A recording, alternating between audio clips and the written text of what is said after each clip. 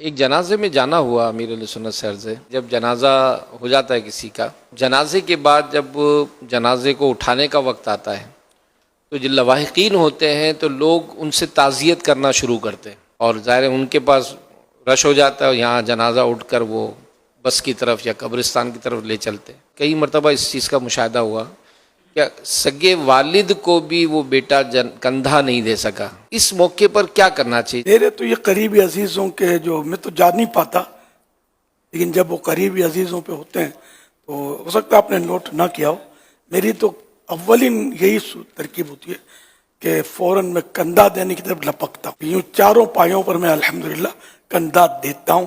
اس کے بعد کوئی ہاتھ ملائے کرے وہ اگر ہو جائے صورت تو ظاہر ہے کہ یہ ایک مخصوص عبادت ہے جو مخصوص موقع پر ہی ملتی ہے، اس لیے پہلے تو اسی کی حرص ہونی چاہیے.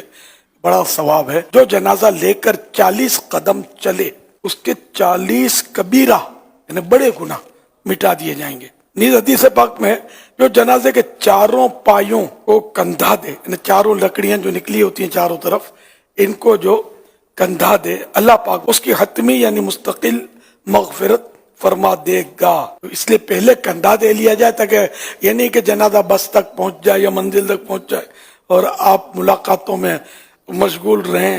سب کے سب پہلے کندھا دینے ہی کی حرص کریں. ایسا بھی ہوتا ہے کہ بعض اوقات میت کا بہت قریبی عزیز پیارا فوت ہو جاتا ہے تو وہ جو عزیز ہے اس کا وہ رو رہا ہوتا ہے جنازے میں، تو اس کو تسلی دینا کہ یہ اس کا موقع ہے کہ وہ تسلی دی، اور تسلی دینا کیا زیادہ رلانا. یہاں یہ ہوتا ہے اس کو تسلی دیتے ہیں اور روتا ہے اور روتا ہے. اب رونا بھی مفید ہوتا ہے کہ اگر غم ایک دم اندر جم گیا تو اس سے بھی مختلف امراض پیدا ہوتے ہیں. لوگ ہیں طرح طرح کا ذہن ہوتا ہے تو آوازیں لگاتے ہیں، دو قدم دو قدم دو قدم.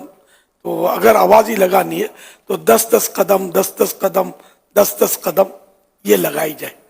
جنازے پر کندھا دینے کا طریقہ یہ ہے کہ پہلے میت کا سیدھا کندھا، سیدھے ہاتھ کی طرف سیدھے کندھے کی طرف جو پایا ہے، اس پائے کو جو وہ ڈنڈا نکلا ہوا ہے اس کو اپنے سیدھے کندھے پر رکھے، رائٹ شولڈر پر رکھ کر یہ 10 قدم یہ چلے گن کے، 10 سٹیپس یہ چلے. اندازے سے ہو جاتا ہے اگر آدمی اندازے سے گنے نا.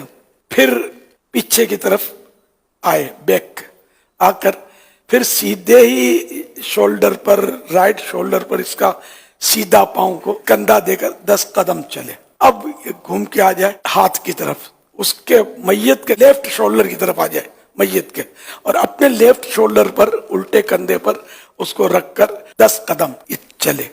پھر پیچھے آ جائے اور اس کے الٹے پاؤں پر اپنے الٹے کندھے پر رکھ کر 10 قدم چلے.